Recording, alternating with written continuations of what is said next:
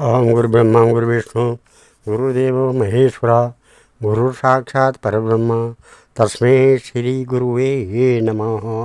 10वें स्कंद के 42वें अध्याय पे मेरे को यहाँ पर राजेश कुमार जी की वो आ रखी है, जिसमें उन्होंने कहा है कि कुब्जा जो है मिलावटी है। नहीं, क्यों मिलावटी है आपने ये इसके बारे में कुछ कहा नहीं, लिखा नहीं, पर श्रीमद् भागवत महापुराण के 10वें स्कंद का 42वें अध्याय में साफ लिखा है कुब्जा का प्रकरण। उनका असली नाम शैलेंद्री था और फिर 3 प्रकार की से टेढ़ी मेढ़ी होने के कारण उनका नाम कुब्जा भी पड़ा, इसलिए वो कुब्जा हुई। ओम नमः आदो देवकी देवगर्भजननम गोपीगिरिवर्धनम मायापूतन जीवतापहरणम गोवर्धनोद्धारणम कंसच्छेदन कौरवादिहननम कुन्तीश्रुतपालनम एतत् श्रीमद्भागवतं पुराणकथितं श्रीकृष्णलीलामृतं निगमकल्पतरोर्गलितं फलम् सुखमुखाद्रव अमृतसंयुतं पिबत भागवतं रसमालया मुहरहो रसिका भुवि भावुका। भगवान श्री कृष्णचंद्र नारायण जी के चरण कमलों में नतमस्तक होकर के गुरु श्री वेद व्यास जी, गुरु श्री माधवाश्रम जी, गुरु श्री नारद जी, गुरु श्री सुखदेव जी, गुरु श्री सुध जी के चरण कमलों में नतमस्तक हो करके मैं ये श्रीमद् भागवत महापुराण के 10वें स्कंद का 43वां अध्याय पढ़ने जा रहा हूँ। आज का प्रसंग है कि कुल या पीड़ हाथी का उद्धार और अखाड़े में प्रवेश। श्री सुखवाचा अथ कृष्णस्य रामस्य कृतशौचो परं तपः मल्लदुन्दुभिः निर्घोषं श्रुत्वा दृष्टुम् उपेयतु रङ्गद्वारं समासाद तस्मिन्नागं वस्थितम् अपश्यत् कुवलयापीडं कृष्णो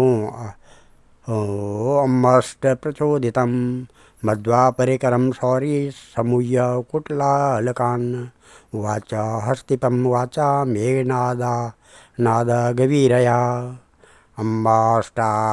अम्माष्टमार्गं नो देयपक्रममाचरं नो चेतसंकुञ्जरं त्वाजा नमामि यमसाधनम् एवं निर्वत्सितो अम्मष्टकुपितं गजं चोदयामास कृष्णाय कालानन्तकयमोपयं करीन्द्रस्तं विधृत्य करेण तरसा गृहीत कराद विगलिता सोमं निहत्याङ्घ्रिष्वलीयते संक्रुद्धस्तं चरणोघ्राणादृष्टि स केशवं परामृशत्पुष्करेण सा शय्या विनिर्गता पुच्छे प्रयाहतिबलं धनुष पंचविंशतं विचकर्ष यथा नागं सुपर्णम् इव लीलया स पर्वावर्तमानेन शब्दक्षिणतोच्युता बभ्रामा ब्राह्ममाणेन गोवत्सेनेव बालका ततो भीमुखमभ्येत्य पाणिना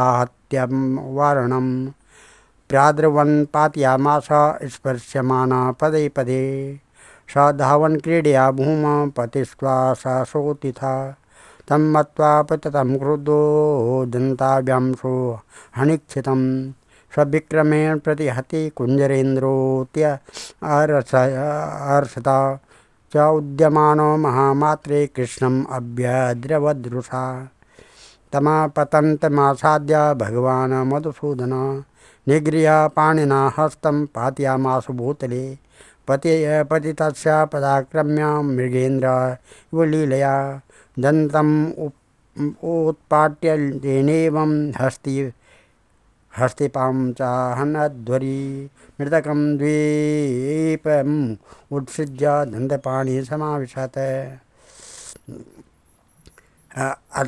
असन्न्यस्तस्य विषाणो सिंहं बिन्दुविरङ्किता विरूढश्वेतकर्णिकावादम् अम्बुहो बभुः मृतो गोपे कतिपयैर् बलदेवे जनार्दनो रंगम विविशत् राजन् गजदंतवरायुधो। श्री सुखदेव जी कहते हैं कि काम क्रोध आदि शत्रुओं को पराजित करने वाली परीक्षित अब श्री कृष्ण और बलराम भी स्नान आदि नित्य कर्म से निवृत्त हो दंगल के अनुरूप नगाड़े की ध्वनि सुनकर रंगभूमि देखने के लिए चल पड़े। भगवान श्री कृष्ण ने रंगभूमि के दरवाजे पर पहुंचकर देखा कि वहां महावत की प्रेरणा से कुवलया पीड़ नाम का हाथी खड़ा है। तब भगवान श्री कृष्ण ने अपनी कमर कस ली और घुंघराली अलके समेट ली तथा मेघ के समान गंभीर वाणी से महावत को ललकार कर कहा, महावत ओ महावत, हम दोनों को रास्ता दे दे, हमारे मार्ग से हट जा। अरे सुनता नहीं, देर मत कर, नहीं तो मैं हाथी के साथ अभी तुझे यमराज के घर पहुंचाता हूँ। भगवान श्री कृष्ण ने महावत को जब इस प्रकार धमकाया तब वह क्रोध से तिलमिला उठा और उसने काल मृत्यु तथा यमराज के समान अत्यंत भयंकर कुवलया पीड़ को अंकुश की मार से क्रुद्ध करके श्री कृष्ण की ओर बढ़ाया। कुवलया पीड़ ने भगवान की ओर झपट कर उन्हें बड़ी तेजी से सूंड में लपेट लिया, परंतु भगवान सूंड से बाहर सरक आए और उसे एक घूंसा जमाकर उसके पैरों के बीच में जा छिपे। उन्हें अपने सामने न देखकर कुवलया पीड़ को बड़ा क्रोध हुआ। उसने सूंघ कर भगवान को अपनी सूंड से टटोल लिया और पकड़ा भी, परंतु उन्होंने बलपूर्वक अपने को श्री कृष्ण भगवान ने बलपूर्वक अपने को छुड़ा लिया। इसके बाद भगवान उस बलवान हाथी की पूंछ पकड़कर खेल खेल में ही उसे 100 हाथ तक पीछे घसीट लाए, जैसे गरुड़ सांप को घसीट लाते हैं। जिस प्रकार घूमते हुए बछड़े के साथ बालक घूमता है अथवा स्वयं भगवान श्री कृष्ण जिस प्रकार बछड़ों से खेलते थे, वैसे ही वे उसकी पूंछ पकड़कर उसे घुमाने और खेलने लगे। जब वह दाएं से घूमकर उनको पकड़ना चाहता तब वे बाएं आ जाते और जब वह बाएं की ओर घूमता तब वे दाएं घूम जाते। इसके बाद हाथी के सामने आकर उन्होंने उसे एक घूंसा जमाया और वे उसे गिराने के लिए इस प्रकार उसके सामने से भागने लगे, मानो वह अब छू लेता है। भगवान श्री कृष्ण ने दौड़ते दौड़ते एक बार खेल खेल में ही पृथ्वी पर गिरने का अभिनय किया और झट वहाँ से उठकर भाग खड़े हुए। उस समय वह हाथी क्रोध से जल भून रहा था। उसने समझा कि वे गिर पड़े और बड़े जोर से अपने दोनों दांत धरती पर मारे। जब कुवलया पीड़ का यह आक्रमण व्यर्थ हो गया तब वह और भी चिढ़ गया। महावतों की प्रेरणा से वह क्रुद्ध होकर भगवान श्री कृष्ण पर टूट पड़ा। भगवान मधुसूदन ने जब उसे अपनी ओर झपटते देखा तब उसके पास चले गए और अपने एक ही हाथ से उसकी सूंड पकड़कर उसे धरती पर पटक दिया। उसके गिर जाने पर भगवान ने सिंह के समान खेल ही खेल में उसे पैरों से दबा कर उसके दांत उखाड़ लिए और उन्हीं से हाथी और महावतों का काम तमाम कर दिया।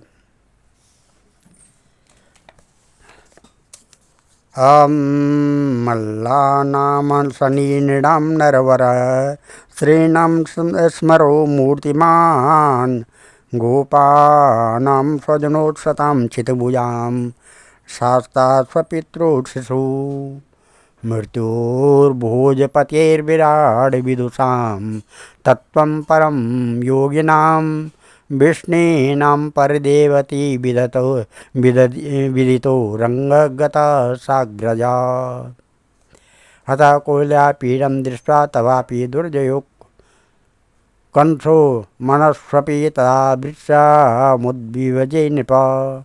तोरे यतुरंगगतो महाभुजो विचित्रवेषाभरणस्त्र अम्बरो यथा नटा उतं वेषधरिणो मना क्षिपन्तो प्रभया निरीक्षताऊतमपुरुषो जना मत्यस्थिता नागरराष्ट्रिका नृपा प्रहर्ष वेगोत्कलितीक्षणानना पपूर्णतृप्तानननेस्तदाननं पिबंता इव तत्सूर्य लियंता इव जीवया जिघ्रंता इव नासाव्यम श्लेयंता इव बाहुवी। इस प्रकार से परीक्षित मरे हुए हाथी को छोड़कर भगवान श्री कृष्ण ने हाथ में उसके दांत लिए ही रंगभूमि में प्रवेश किया। उस समय उनकी शोभा देखने ही योग्य थी। उनके कंधे पर हाथी का दांत रखा हुआ था। शरीर रक्त और मद की बूंदों से सुशोभित था और मुख कमल पर पसीने की बूंदें झलक रही थी।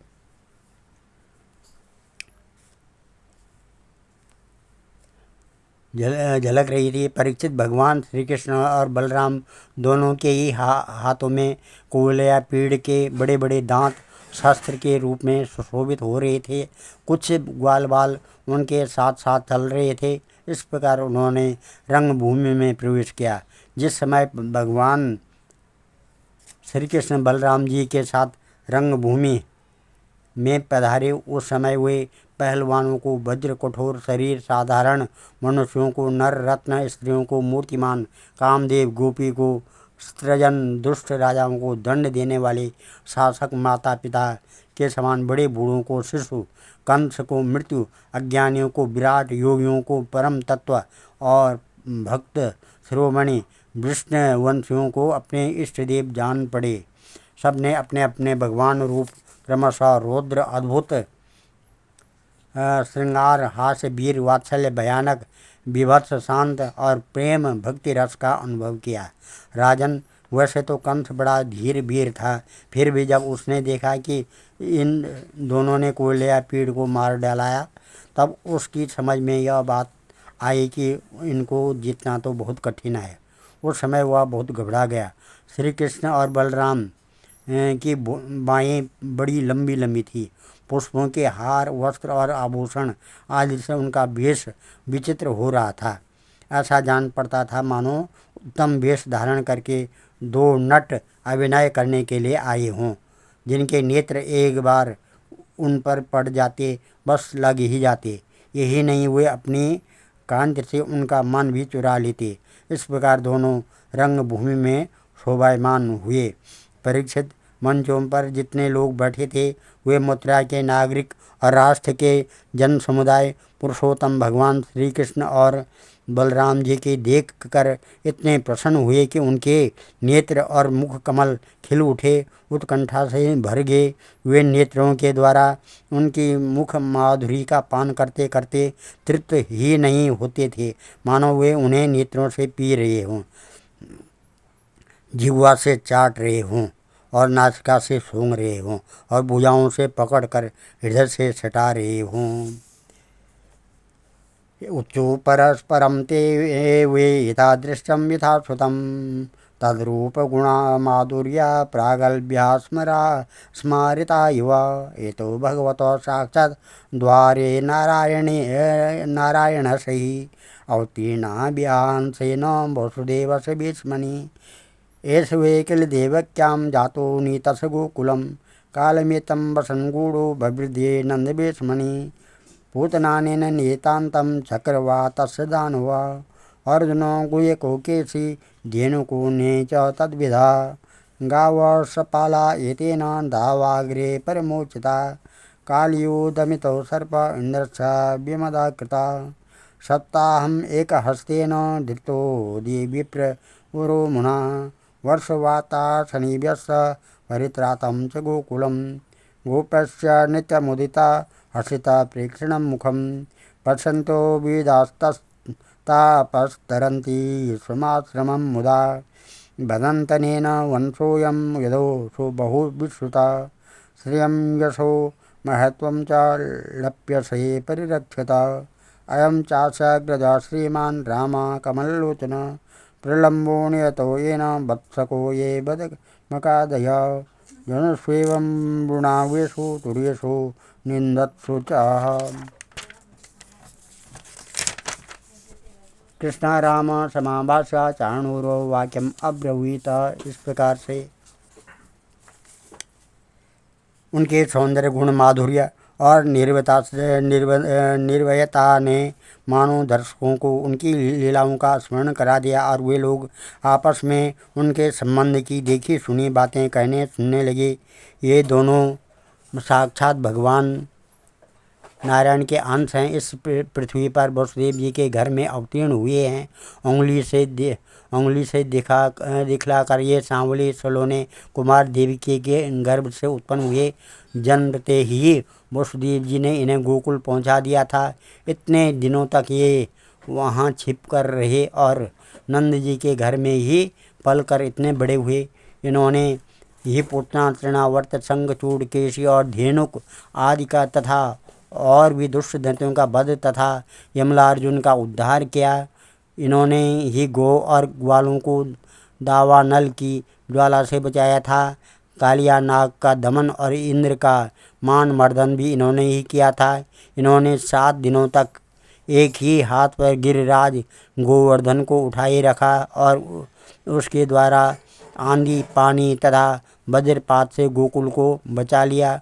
गोपियाँ इनकी मंद मंद मुस्कान, मधुर चितवन और सर्वदा एक रस प्रसन्न रहने वाले मुखार बिंद के दर्शन से आनंदित रहती थी और अनायास ही सब प्रकार के तापों से मुक्त हो जाती थी। कहते हैं कि ये युद्धवंशी की रक्षा करेंगे। यह विख्यात वंश इनके द्वारा महान समृद्धि, यश और गौरव प्राप्त करेगा। ये दूसरे इन्हीं श्याम सुंदर के बड़े भाई कमल नयन श्री बलराम जी हैं। हमने किसी के मुंह से ऐसा सुना है कि इन्होंने ही प्रलंबासुर, वत्सासुर और बकासुर आदि को मारा है। जिस समय दर्शकों में यह चर्चा हो रही थी और अखाड़े में तुरही आदि बाजे बज रहे थे, उस समय चाणूर ने भगवान श्री कृष्ण और बलराम को संबोधन करके यह बात कही। हे नंद सुनो हे राम भवन्तो वीरसम्मतो नियुद्धो कुशलो श्रुत्वा राजा उतो दिदीक्षुणा प्रियं राज्यापकुर्वन्त्या श्रेयो विन्दन्ति वै प्रजा मनसा कर्मणा वाचा विपरीता मतोऽन्यथा नित्यं प्रमिदता गोपा वत्सपाला यथा स्फुटं वनेषु मल्लयुद्धेन क्रीडन्ता चार्यन्ति गाः तस्माद् राज्ञा प्रियं यूयं वयं च करवामहे भूतानि न प्रसीदन्ति सर्वभूतमयो नृप तन्यसम्या ब्रूवीत् कृष्णो दीर्घकालोचितं वचा नियुद्धात्मनो विष्ट मन्दमानो विनन्द च प्रजा भोजपतेरस्या वयं चापि वनेचरा करवाम प्रियं नित्यं तत्र परमनुग्रह बाला वयं तुल्यबल्ले क्रीडस्यामो यथोचितम् भवेत्त्रियुधम् आधर्म स्पर्शे मल्ले सभासदः। जिस समय दर्शकों में यह चर्चा हो रही थी और अखाड़े में तुरही आदि बाजे बज रहे थे, उस समय चाणूर ने भगवान श्री कृष्ण और बलराम को संबोधन करके यह बात कही। नंद नंदन श्री कृष्ण और बलराम जी, तुम दोनों वीरों के आदरणीय हो। हमारे महाराज ने यह सुनकर कि तुम लोग कुश्ती लड़ने में बड़े निपुण हो, तुम्हारा कौशल देखने के लिए तुम्हें यहाँ बुलवाया है। देखो भाई, जो प्रजा मन, वचन और कर्म से राजा का प्रिय कार्य करती हैं उसका भला होता है, और जो राजा की इच्छा के विपरीत काम करती हैं उसे हानि उठानी पड़ती है। यह सभी जानते हैं कि गाय और बछड़े चराने वाले ग्वालिये प्रतिदिन आनंद से जंगलों में कुश्ती लड़ कर खेलते रहते हैं और गायें चराते रहते हैं। इसलिए आओ हम और तुम मिलकर महाराज को प्रसन्न करने के लिए कुश्ती लड़ें। ऐसा करने से हम पर सभी प्राणी प्रसन्न होंगे, क्योंकि राजा सारी प्रजा का प्रतीक है। परीक्षित, भगवान श्री कृष्ण तो चाहते ही थे कि इनसे 2-2 हाथ करें, इसलिए उन्होंने चाणूर की बात सुनकर उसका अनुमोदन किया और देश काल के अनुसार यह बात की। चाणूर, हम भी इन भोजराज कंस की वनवासी प्रजा हैं। हमें इनको प्रसन्न करने का प्रयत्न अवश्य करना चाहिए, इसी में हमारा कल्याण है।